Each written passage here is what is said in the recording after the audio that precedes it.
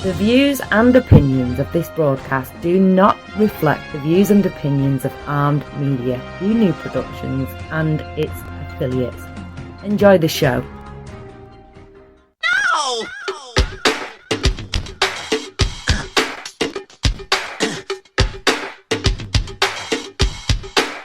I'm going down to Alphabet Street. I'm gonna crown this girl that I meet. I'm gonna talk so. Good evening, everybody. This is Kathy.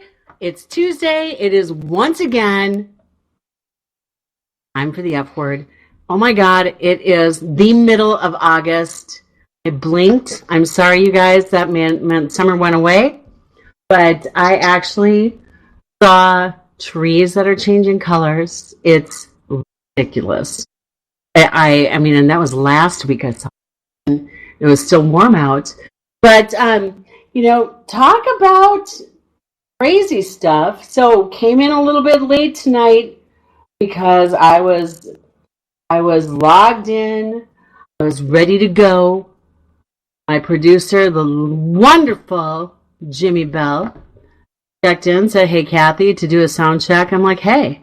And I said, "Let me come back up to the computer," because I was sitting away from it. And he said, "You're cutting out." So I undid the speaker, put it back in, and it crashed the computer when I did that. And it was the weirdest screen. It was all blurry and like different languages. So if I'm coming to you in a different Dabo abai kaban tabak labak dabas, abend mabababi, yabu kaban amandaber staban mabi. That's what my screen looked like. Anyway, I'm so happy to have this wonderful man on with me tonight, Andre Ogburn. I have had the pleasure of knowing you for a couple of years at least. It might be longer, through our good friend Mike, and just seeing what you do, and you're out there in the community and what you've got available. But Andre, welcome to the F Word. Hey, thank you, Kathy. I appreciate it. Thank you for having me on. Thank you, and I apologize for that glitch, so I couldn't send you the link or anything, because literally just got on the air with 15 seconds to spare. But we'll have a link afterwards, so you'll be able to send it out to everybody. And I got to tell you, here's something really cool. My speaker has a word on it. Now, from going forward, I'm going to think of you when I look at it, because my speaker says blue. Isn't that interesting? So, speaking of interesting, though, I want to know more about you. So, where you grew up, because, we are an F-word related kind of show, because I like to find fun facts about our friends. How's that? But where did you grow up? Let's talk about an F-word there. Well, I guess the first F word would be definitely PG. How can I say it? The F word is PG, and I'm from the city Flint, Flint, Michigan. Yeah, so we've used the F word Flint many times on this show, because I'm very blessed to have a lot of good friends from there, you included now. But awesome. So Flint, I know you don't live there now, but you started your life there. Yes. And I want to hear about your life, because I know, first of all, thank you for your service. You were in the Marines. How many years? I actually, before I went to the Marine Corps, actually I was in the Navy first. I served in the United States Navy 8 years. And then I guess I was glutton for more punishment, and I decided to go, as some people say, in the Navy. I went to the dark side and went to the Marines, and I served 8 years there. Had the opportunities to travel to at least 14 countries. I think it was pretty much like a foundation to a lot of the things that I deal with right now, as far as whether it's business or anything like that. Understanding culture, marketing. A lot of that was my platform, or the basis of everything that I do now. That's amazing. So I was going to say, I would say a lot of people in the Navy would say you must have gotten fed too many times or something. But Oh yeah. you know what? I come from an Army family. You know what? The one thing that everybody has in common, no matter what branch, is they're all Americans. Yes. They're all defending our country. And my little boy right now is down at Fort Hood, down in Texas. And my brother was there. Yep. So can't wait to get him back next week. That's always that's super hard on a mom and anybody in the family. But okay, so wow. 16 years. Now, one thing I know now, you're going to be able to draw a nice additional income for retirement. One of the things about me that I always worry about for people is that they don't run out of income for retirement, because that's literally more than death. People are afraid of outliving their income. So, Well, you usually get set up by the military pretty well. Well, I didn't retire. I didn't get to retire, but what I did do is set up my own retirement close to the end of my enlistment with the Marine Corps, that's when I actually launched a company, a small IT company. I actually started out as a ISP. I was selling dial-up. Can you imagine that? Wait. So there's people out there that don't know a dial. You know what I mean? It's like, how do you dial a phone? What? You press it. What?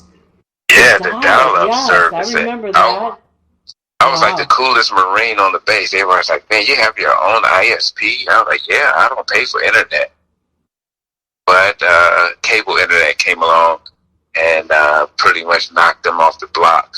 And during that time, I was contemplating taking North Starlink, which is the name of the company, public as a WISP, which is a wireless internet service provider, where we have been doing a lot of research, testing, and everything with WiMAX. So that's a whole nother story and a show in itself. So long story short, I decided not to go as an IPO, stayed independent, and left being a Marine, becoming a CEO in 2007. Wow. That's wonderful. Thank you, for all that you're... Wow. So, CEO, and now, I mean, I only know the part that I see, like Facebook. That's the biggest F word out there right now. But I'm just so interested in what made you think of that stuff, honestly. So you're in the service. What was your MOS? In the Navy, I was actually I started out in the as a torpedoman's mate. We say shooting round bullets out of a square hole. We always say that. Wow. Oh my God. I went on later on to kind of if I could just say it like this and being vague, let's just say I did some special things for the military after that, and after going because there's actually a very big story before the Navy, which I'll let you lead into that part, because there's a really big story and that really led into my time going into the Marine Corps. Let's go there. Here's a good word. First, what happened first? Before the Marine Corps, or which one? Yeah. Well, actually, before the Marine Corps, I was doing my transition in the Navy. I got out the Navy, and I was kind of the type of guy. I guess you could say arrogant a little bit, a little pompous, maybe. Nothing wrong with that. Just a little bit. Mm-hmm. Just a little bit. Had a lot of pride, and nothing wrong with that. And well, for me, it was like really bad. So it wasn't in a good way. Yeah, huh? It wasn't in a good way. Well, see, after this was during the time. Yeah, it was one of those moments where I was flying in a mighty high. I again left from the Navy, becoming an entrepreneur there as well, but I was a private investigator instead. What? No. Yes. I was chasing guys who skipped out. No way. Yes, I was chasing guys who skipped out on their financial obligations. I was a skip tracer. And I did some cheating husband-wife type cases. Didn't like that too much. That's kind of... Yeah, that was kind of weird, looking at people, watching people that... spying on people. Oh, yeah, it was... I didn't want to be. I think after the first two cases, I really wasn't feeling it anymore because I felt that I was a part of people who marriages didn't work. I was that pivotal point where people made the decision. Well, if you weren't cheating, yeah, same with Andre. He done dropped a dime on you guys. So sorry. And so I really didn't like that, but. I was trying to make a transition. I started doing more skip tracing. Okay. After that, long story short, let's just put it like this: lost everything, and I mean everything. You probably heard my testimony. No, I haven't. Yes, I lost. You talk about a guy who was making probably well over $10,000 a month, and I was only working 2 weeks out of a month. So I thought I was the best thing since sliced bread. Okay. But in the end, because of hooking up with the wrong, let's just say wrong person. Let's just say that much. It happens so many times. Yes, and I lost everything except the shirt on my back and a car, everything. So I was actually homeless. Sleeping in the snow in Flint, Michigan, across from the bus station. And right at that time, right at that moment was when I received my call to ministry. Is somehow how everything works out. You know what? Can I interrupt here real quick? Because you know what? It just made me think of something because you were saying how your ego, pride, and I feel like God had to take that away from you to get you ministry. It catch my attention, yes. Oh, yeah. Wow. Yeah. So, go on. Yeah. Yeah. Well, going from making over $10,000 a month to making $0 a month. That's when I left the Navy. I didn't have no other entrepreneurial type things. I didn't think that far ahead. So it was just, it's almost like a tech, how you say it, you're living from paycheck to paycheck. Yes. Well, private investigation is almost similar to that, but your paycheck is a lot bigger. Mm-hmm. Well, once I lost the opportunity, and keep this in mind, a lot of people say, well, why didn't you go back into private investigation? During that time, I also lost my license to practice because I had a gun charge. Shame on me, right? But the gun was actually registered to me, licensed to me, everything. Just that the license had expired on the Friday. Where my plane came in Friday at 6:00 p.m. So everything's closed now, so I have to wait till Monday. So now here I am. I lost everything, so now I can't do private investigation anymore. Lost the car, lost the house, and then get thrown in a pokey for having a gun. That was it was bad. It was bad. And it doesn't sound like you were doing like bad things, though. It just was everything piled on. It all happened within less than 2 weeks time. All of this happened. So it was very, very,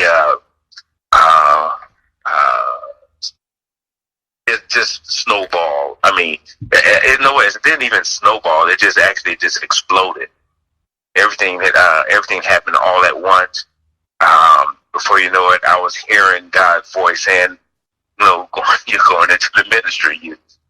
It actually reminded me that he had called me when I was 18, but I was ignoring him. And I said, yes. I said, I'll do it. I mean, I really wasn't the speaker type. I was very shy, very bashful. So I said, Lord, I don't know if you're really calling me because I don't like talking in front of folks, but I do it, you know. Mm-hmm. And suddenly there was a peace that came over me. I was cold, but I was at peace. And from there, I said, so what do you want me to do from there? So long story short, I built back up, went from $0 to making a little bit over $5,000 a month. And just to leave a job. Doing what? I was actually in the automotive business. I was in the, in Michigan, everybody's in automotive. Right. And so I moved up very quickly. I was making, as a matter of fact, they even offered me a promotion to keep me from going to the Marine Corps. How I got to the Marine Corps was I was talking with an old friend of mine, and I, as a matter of fact, it was a schoolmate, and I told him, I said, hey, man, God had spoke to me and said, in 2 years, Flint was going to experience a financial upheaval. In other words, everything that they built Flint on was getting ready to crumble in 2 years. And so right there, I took about a year off, of training. The next year, I went right into the Marine Corps, called back, and found out that all the plants had closed, business was closing, crime had went up, and, just a whole downward spiral of my city of Flint, and it just went completely off the rail. After that, during that time I was in the Marine Corps, I actually started working with an inspirational hip-hop group. So I actually produced a CD. So you actually might find... Look at all these things you've done. Yeah, I tried to spread it out far and wide as much as possible, to gain as much knowledge as I could. Wait, I need to ask this, and I know people hate it, but how old are you? I am... Oh, I had to think about it for a second. I'm actually 52 now. And so you're so young. Okay, and so now you're on that. Okay, so keep going. I was just like going, I mean, with all that experience just there, I was gonna think, older. I mean, you don't look older. That's why I just was like, wait a minute, is this the right guy I'm thinking about? Okay. Well, you know what? That's just a grace. That's just a grace. God did it preserve me. Some say just being in that cold. Yeah. Yeah, I think I don't look like where I came through. So I was listening to these guys. They was rapping and all that kind of stuff, and they wanted me to be their manager. They needed a website. They said, well, you the computer guru, because at the time in the Marine Corps, we have multiple jobs that we hold. One of them was I was supply. I was a supply warehouse and supply admin. Okay. But my other collateral duties was I was the ISP, not the ISP, but the IST, which is equivalent to the IT person in civilian. Okay. But I've been writing code since 10th grade anyway, so I'm very familiar with the computer and coding. Wow. So they just assumed that I know how to build a website.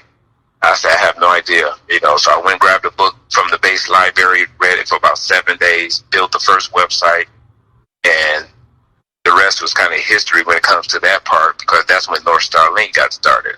I started building websites for independent artists, churches,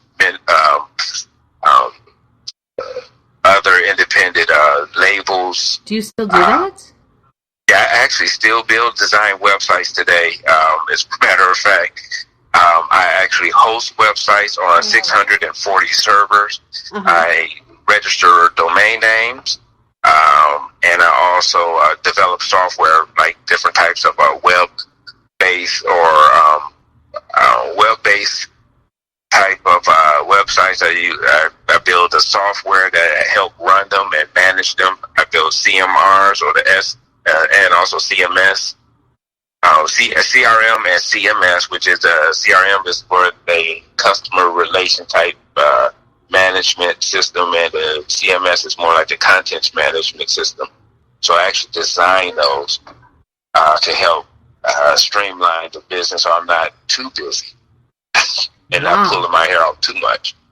So I was just sitting here trying to think of what letters of the alphabet that you don't have attributed to your name. What you've done. It's like, yeah, wow. Yeah, I guess after that, I was the building website. That's how I ended up transitioning out of the Marine Corps. But it was a long trail of things that helped contribute to what developed my thought process now. Okay. Yes. Now, Andre, so you were talking, so you went back in building all this, working on all these different websites, ministry. Okay, so when did you get in? In ministry? Yes. Actually, I began ministry in 1994. 94. I preached my first sermon on New Year's Eve. I was at a rapidly growing ministry in Flint, Michigan. It was called Chevrolet Avenue Christian Center, which changed to Highest Praise Worship Center. We moved, changed locations, and I served as the youth pastor and my pastor's armor bearer. Okay. And so that's ministry. I began in ministry as serving automatic. So I learned a lot about servanthood, helping others, focusing on other people's needs more so than mine. Because I always thought, in my concept is that, if I after God's people, I believe that God automatically takes care of me, which is confirmed when he said, seek first the kingdom of God and his righteousness, and all these things shall be added. So I live by that. I live by helping other people, and automatically, I'm automatically taken care of, so to speak. Well, yeah, I mean, you put all your trust in him. I mean, you don't even really, yes, we work for it and we do everything else, but we all know that he's got us. Yes, exactly. And it was a struggle for a moment, trying to operate as a CEO and then as a minister. Mm-hmm. And then it really got difficult. It really got hairy because, ministry has really been taken, to me, from my perspective, it's just my opinion, has been taking a lot of black eyes because of a lot of the scandals and things like that. Right. So I really didn't want to come across as this prosperity type preacher. That was not the intent. I already know what it's like to generate over $1 million in sales. I knew I did that with North Starlink, and I actually did a lot of other things while with North Starlink, like I worked in a blockbuster movie. Okay, I remember those. That's crazy, huh? See, that seems like a lifetime ago. Yeah, it was a long time ago. I actually did one of the movies. It was actually subcontracted. Then I worked on the animation for a new upcoming film. It's trying to reach the theaters now. It's a documentary film. Really? Yes, and I actually created mobile apps for celebrities. No after way. That, yes, Andre. Yes. Well, there's that saying, you can't be a jack of all trades and a master of none. Yeah, that's exactly what it says on my wall, on my door when you come into my office. Yeah, but you're like the master of so many things. You're proving that wrong. What happened was that during that time I was being called to ministry, I did make a request. I said, because number one, I had a little bit trouble understanding the Bible. Go figure, right? You think that I should know everything about the Bible and things like that, but I couldn't really read it because at least not with clarity. And I said, well, number one, first, I said, God, if you want me to do this, you have to give me understanding of what's in the Word, because I don't understand it, number one. Number two, I said, I don't want, because I watch other pastors and how they, carry on. It's become a culture where pastors, they actually talk a certain way, things like that. And I said, I I don't want to be like this pastor. I don't want to have this many people follow me. I said, I'm not concerned about that. I said, just give me wisdom, and I'm sure everything else will fall in place. Mm-hmm. And through that, through the wisdom and understanding community and how important community is, and every byproduct of community, every piece of a community, whether it's the corner store, the old guy who's always telling kids stories and passing on that wisdom, or that church that sits there in the community. All of that is part of the community. And so I understood that. I understood the structure of the community. I understood the importance of a strong community. And so that's where I began to put a lot of my effort in, considering when I was younger, I was part of on the board of the youth center. And I think I was only 18 at the time. I was 18.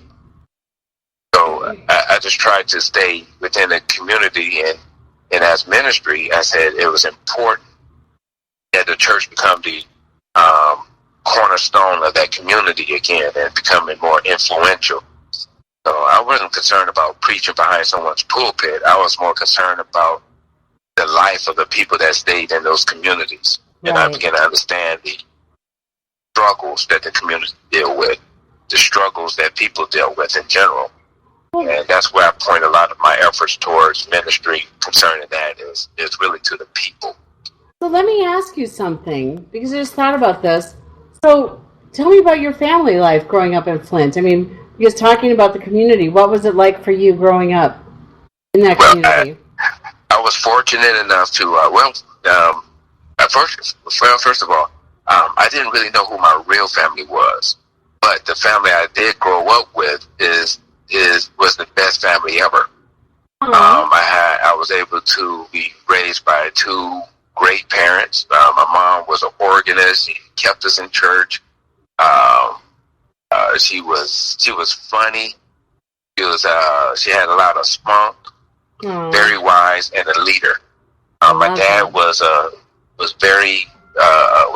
provider, very strong, very wise. And as a matter of fact, I believe just before I even understood all about the non-denominations and the prophetic and the anointing and things like that, those kind of verbiage that comes out when it comes to the church culture. I didn't know anything about that, but I believe my dad was a prophet, honestly, because he shared something with me at the grocery store one time. He said, one day, son, you're going to have to pay for water. I looked at my dad and I said, you're straight tripping. Of course, that was in my head. Right. I wouldn't say it out loud because I wanted all my teeth intact. So, but look at us now. We actually paying for bottled water now. I know. Oh my gosh. So that's crazy. And especially when we talk about Flint with the water crisis. Yes. There's a lot of things that was shared, from the spiritual side concerning the water crisis. A lot of people didn't like to hear me say it. Yeah. But I have God showed me things concerning the water crisis. But one of the things that I believe is that, number one, I think the right person is in position to bring Flint out of the water crisis. I think that not only it was a historic moment that she's being the first woman to be mayor of Flint, and then on top of that, African American woman to be mayor of Flint. But then a lot of people say, well, she's not doing a good job or she's doing questionable things. I said, but keep in mind, she was thrown right into a crisis from day one. Right. And I said, you have to give her the opportunity to make changes, make the necessary adjustments. And it doesn't help when you have people who are trying to throw her on the bus. Maybe it's because of the fact that she is a woman. But at the same time, they have to look at the fact that she inherited a ball of controversy, a ball of junk. Let's just put it that way. Yeah. She just she Yeah, big old inherited mess. a massive problem, Yeah. and expect her to change it in one term. That's unfair to ask her Right. to do that. So I just really believe that she's the one. She's the right person for the job. Not that I have anything against any other candidates, Uh-huh. but but the Flint is on his way back now. They're on that comeback trail, and a lot of great things are happening in the city, and they're really discounting that. I heard that the real estate market. Yeah, Get in. And a lot of people say, well, the north side of Flint or the northwest side of Flint is in need of a beautification or some finances need to be pumped into those communities. But a lot of people don't understand government, that in order to really build something outward, you have to create a strong nucleus that become the primary source for the growth of the rest of the city. And so, yes, downtown has been redeveloped, and a lot of money has been poured into the downtown because that brings shoppers, that brings tourists to the city. And if anyone understands economics, basic economics, and I'm not saying I'm a pro or an expert at it, but it's kind of common sense that you have to build a strong foundation first, and that's what Flint needs right now, and that's exactly what Mayor Weaver is doing right now, is building a strong foundation and a platform to catapult the rest of the city back on its feet. Family. Kids? Family. We have a blended family. I have 2 daughters, but now I have 3 daughters and 2 sons. So we got 5. And how old is 5, everybody? The oldest is 32. Second is 27. The other is 20, 18, and 17. I think I got them all. I'm just thinking about all those drivers, all that car insurance. No, they're all the 2 oldest ones. They are my two are in. One is in New York. The other one is in Georgia. And what part of New York? Ooh, I can't even tell you. She tells me all the time, but I just keep on. It's one of those cities that just not familiar. If you can't say Brooklyn or something I hear on a rap record, it's gonna throw me off. I'm sorry, New York. I'm sorry. Please forgive me. But my oldest son lives in Brooklyn. Manhattan. Yes, I always wanted to visit New York, and I've been to, of course, like I mentioned before, 14 countries. I've been to every major city, even Chicago, California, and Florida. But and I haven't even been to New York. Out of all this traveling, I haven't been to New York. So now I have more than one reason to go there now, because number one, I haven't been there, plus my daughter's there. And the other one, he just graduated. Well, not just graduated, but last year he graduated with his master's from A&T in North Carolina, and now he's working. I don't know the name of the company either, but I know he's getting paid big bucks. Wow, that's good. In IT, so he's a techie, very bright, smart young man, and very proud of him. Very proud of my oldest daughter. I think supposed to be in the master's program. I'm not really 100% sure, because we are so scattered, and so she had to tell me. So when we talk, it's more about current affairs or something like that, and and last time I asked her, "Are you still going?" Yeah, I'm looking, and she made a decision, and some things changed, but she won't update me like that. Isn't it crazy? It's like go from having kids at home and daily community, and they go to college, and you're like, call me. Okay, I can only speak for me, and it's like, all right, fine, every week. like, and it all of a sudden weeks go by. I said, really? And now it's just like, hi, Mama. It's a text. Love you, Mama. Yeah. I'm going, wow. Like, how long ago was that? You know, sometimes you have to put a bug in their ear and say, hey, remember, your parents still alive here, you know, give us a call sometime, send us an email. Do that. It's like, I worry. I need to know this. Like, I'm sorry. But yeah, it is. It's hard because I know, and especially when they're far away and they're going through something that, they're hurting, like in their heart. They're just, going on, you wish you could take care of it.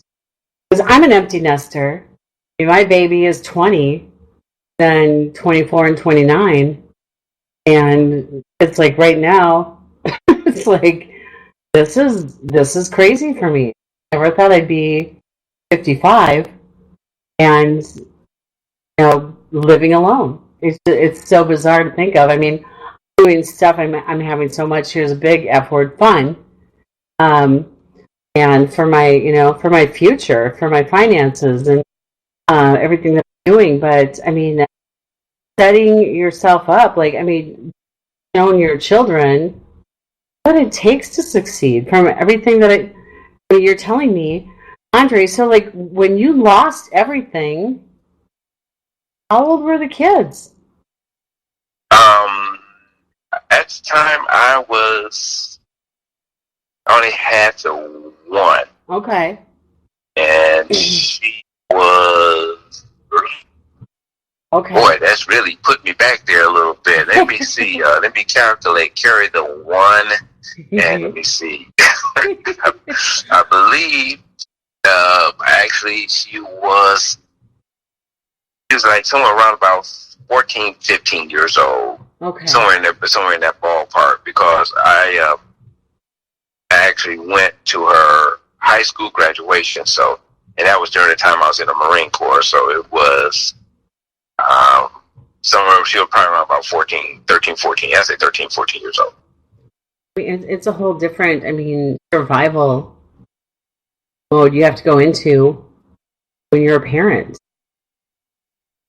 One thing for us to go, okay, I just have to take care of myself. Like, I can't even imagine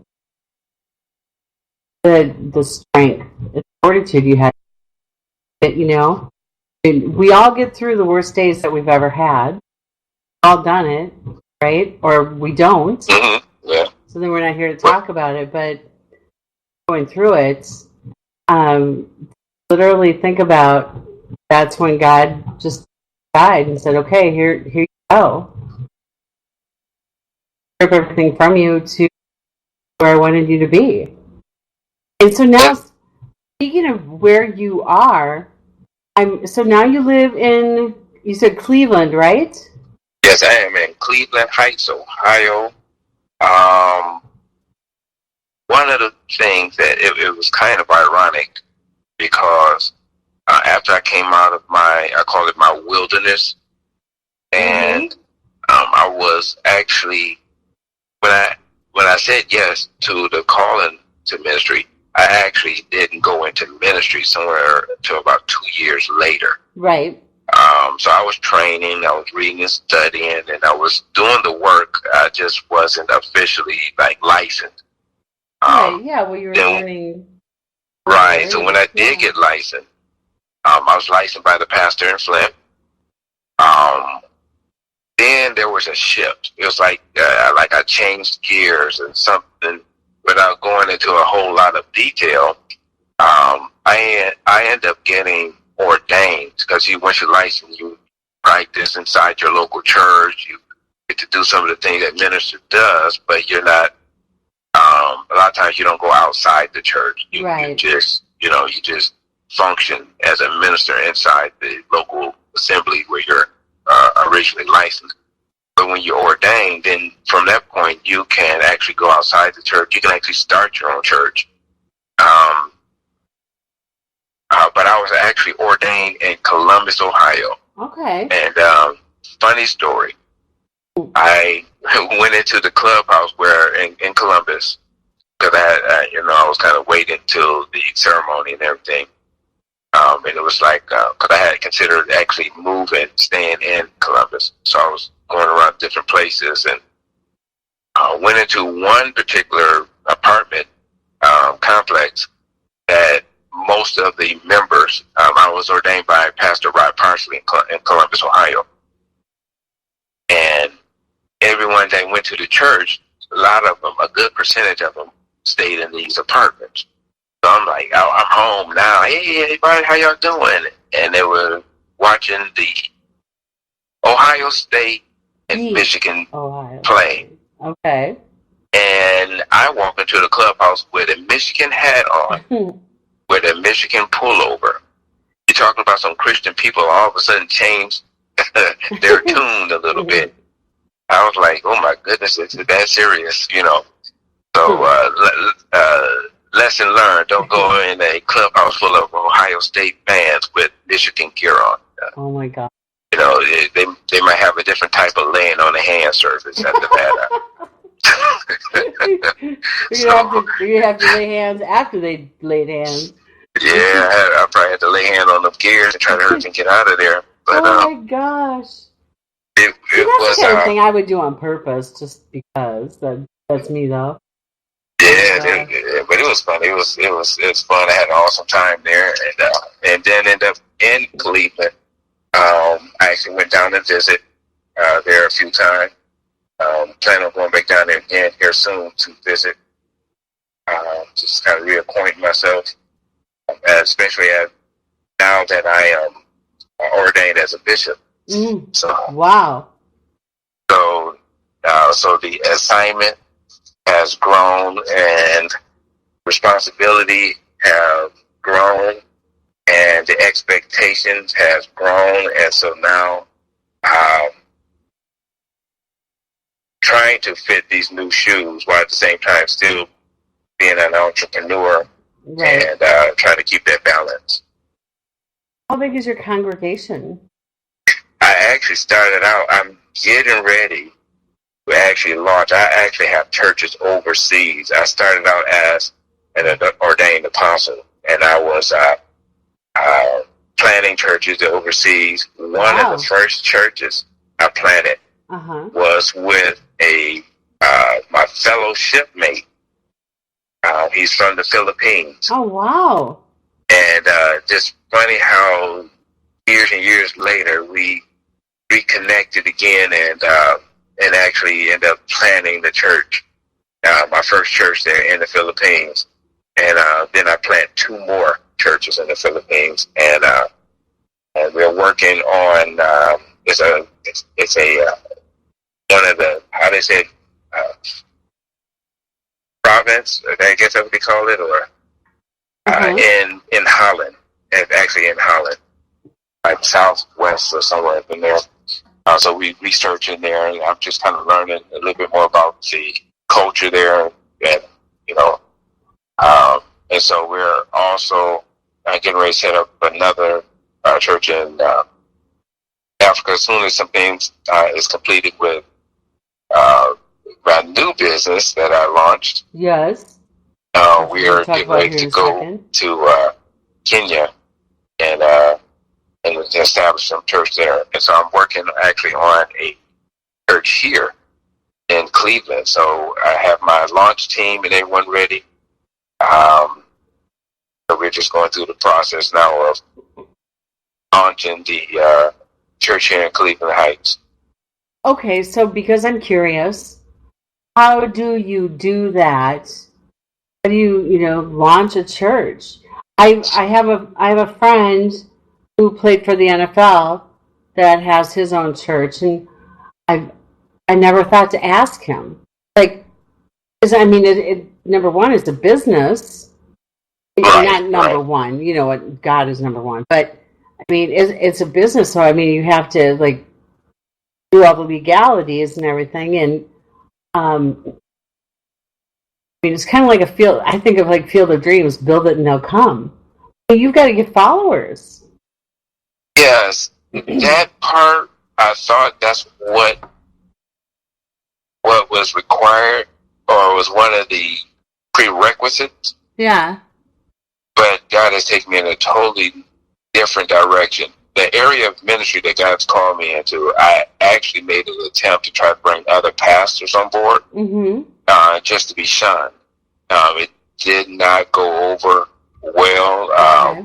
As a matter of fact, it didn't work out. I just put it like that. I don't want to make it sound like I'm bashing, but the reality of it is that even the Bible says that the judgment of God's going to begin in the house. That simply means that, everybody who wears the collar doesn't necessarily mean that they are doing everything that they are required to do. Right. And hopefully what will happen is that as the ministry that I'm developing both here and in other areas, Florida, in Michigan, as I develop these ministries are actually going to be supported by the second entity that I created. Yes. Okay. And, go ahead. How long ago did you start creating the second entity? Entity? Actually, it started technically 3 years ago. Okay. I was getting ready for the holidays, and I was kind of introducing, the family to how we used to do our holidays. And I said, I want to make some of the punch like my mom used to make. And so my wife said, well, does it have pop in it? I said, oh, yeah, I forgot. My wife, she can't drink pop. She breaks out real bad. Okay. And so I said, I'm going to have to make you your own pop like that. Yeah. And so one day, everyone was gone. Kids was in school. She was at work. What does she do? She's actually a psych therapist. So Okay. I get counseling for free. There you go. It's awesome. Yeah. So you can't read my mind. Yes, you can. Yeah, I get my head screwed on every night. It's just like, Andre, you just lost your mind today. Go talk to Kim. And then Kim just do her little hands like the little therapist. And then, so I told her. So I sat in the kitchen and I was studying the ingredients on pop. And there's a juice that she can drink, so I was studying the ingredients on that. So it was just like a process of elimination. And I realized that that the acid that was in the pop that wasn't present in the juice that she was drinking, because juice has its own acids. Right. Well, this particular acid was not present in the juice, but it was in the pop. So I created a pop eliminating that particular acid. And I told her to try it. She looks like, what is this? Is this pop? She's getting real scared. I said, no, it's just juice. And when she drank, she said, well, why is it bubbly? I said, I just hit it with some H2O. I mean, not H2O, but CO2. I'm getting all my numbers and letters mixed up. But I hit it with some CO2. I said, go ahead, it's safe. I ain't going to kill you. So she drank it. She said, oh, it just tastes like the juice with bubbles. And I said, well, there you go. Now you have your own pop. And then I started making stuff like root beer and cream soda. Did you have to buy a kit? Went ready. How do you know to just... Well, I already figured out that you just make stuff and do stuff. But how do you go buy it? No. What I did was I looked at the ingredients that was in there, and a lot of it you can buy from the store. Some of it I actually ordered. The pop that I was making didn't have caffeine, so I didn't need that. And so I just looked at the other ingredients, and I just kind of put my own twist to it. Because one of the things that used to irritate me was when I would drink Faygo cream soda. Yeah. But it tastes like sugar water. I don't think I ever drank that in my life. Yeah, one day you should try it. But it just really, it's not bad. It just tastes, it doesn't put cream in my mind when I taste it. It just tastes like sugar. So I said, well, when I make my cream soda, it's going to taste like cream, like French vanilla cream, and that's how I made it. Right. I gave it a little punch to it, and there's my cream soda, and then I gave a little extra little punch to it for the root beer, and did the same thing with the other pops. And then I said, well, I should come out with my own pop, you know. And then I said, nah, that's too competitive. I went back to the tech side of the house and was developing this software that helped me build websites faster. Ah, okay. Yeah. And I was falling asleep. And I said, I need to get me an energy drink. And then I thought back to the time when I drank Red Bull. No shade Red Bull, but it gave me the jitters, gave me a bad crash, bad experience. And I said, nah, I'm going to just have to try something else different. Went on to sleep, woke up the next day, went at it again, started to doze off again. I said, you know what? I'm making this pop. Maybe I need to make my own energy drink, you know? Right. And so I went and looked at the ingredients of a certain one. I looked at it. I said, this is what's probably giving everybody the jitters. So I just used some unique way of how I process the mixture. Without giving away too much information, I just switched it up a little bit, flipped it around a little bit, and then I tested it for about a year, and it gave me the jitters or nothing like that. I had about 105 people actually drink it to compare, and out of 105 people, 103 actually said mine tastes better. And then I said, okay, that's a good sign. That's like 98% people chose mine over the other brand. So I said, well, let me try it in another area. This time, this is when I had the chance to talk to Mike. Okay. Earl. Yeah. And he was doing a MMA fight in Flint. And he said, man, won't you come on down, man, bring some of that drink with you. See, I remember seeing that. All those guys are trying it. Yeah. So everybody would drink, because, back then it was in a generic type can. I didn't really just take a lot of time to design it. I just threw something together and lapped it on there and said, hey, try it. And they liked it. And I said, okay, well, something this good had to have some identity. So I went back into the lab, redesigned it with the intent of creating a logo for branding purpose. Put it on the can. I was like, and I got it into the store. Okay, go ahead. Okay, so now I'm butting it again. But you got it in the store. You've done this. I mean, so now you're getting in the store. Now you're going to have to start producing, quantity. But people all over the place. I mean, they just don't know how to do this. You just go. You just do it. Like, well, this is where I want it to be. This is what I need to do. That's crazy. It's it goes back to the time when I first called to ministry. I said, just give me wisdom. Yeah. And that's how everything. I have my own exotic wood watches that's coming out.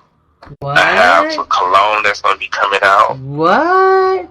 I've designed my own shoes, both tennis shoes and dress shoes, women's shoes. I need to introduce you to the guy that I had on a couple weeks ago, because he designs bags, saddle bags, clutches. They're beautiful, handmade. Oh yes, I got a. One of the resources that I did were made, and it's kind of really, it's just everything just connected, like dots. Everything's connected. All the experiences is connected. My visits to 14 countries, all of that's coming back. I have an office actually in India. A lot of people say, you outsource your stuff? I said, how can you outsource something when you own it? So I guess that would be not outsourcing. Okay, so I need to tell you this, and I know we only have a few minutes left. So I know a couple of famous people, like when you're saying you got to get it in somebody's hand.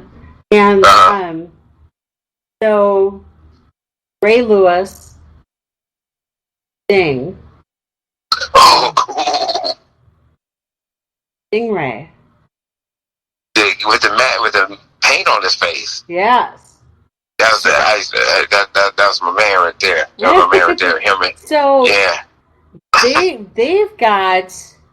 So that's what I'm just wondering, because I'm seeing everything that you've done yourself, and so these guys. So they've got Stingray, this new company that's coming out.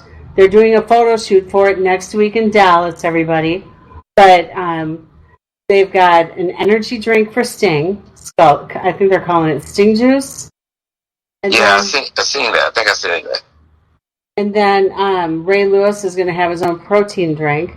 But then they're also bringing in Dwayne "The Rock" Johnson, my personal favorites. So he'll use his social media. Chuck Norris. Yeah, it's just like, but there's so much to bring that stuff to market. And so I'm thinking, well, you've already accomplished, and they're just getting ready to do. Now, what they're doing, and I need to make some introductions, okay? Because I feel like it could help your business, but then also help fund their nonprofit.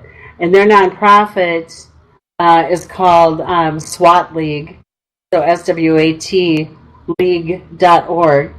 But they are wanting to eradicate human sex trafficking and they're starting this for-profit with these energy drinks and protein drinks to help fund the nonprofit. Yes, I like that concept. And I'm just wondering, I mean, if it would help your distribution, or we'll talk offline, but I feel like there's a reason why we need to like make some sort of an introduction. That would be Because awesome. I know you're using yours to fund your ministry, but Yes.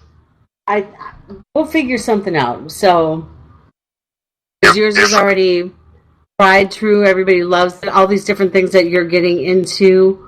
I mean, it's always important. But okay, it's 10 o'clock already, just like that. I'm so happy you were able to finally join me. I'm so sorry the last couple weeks, you guys.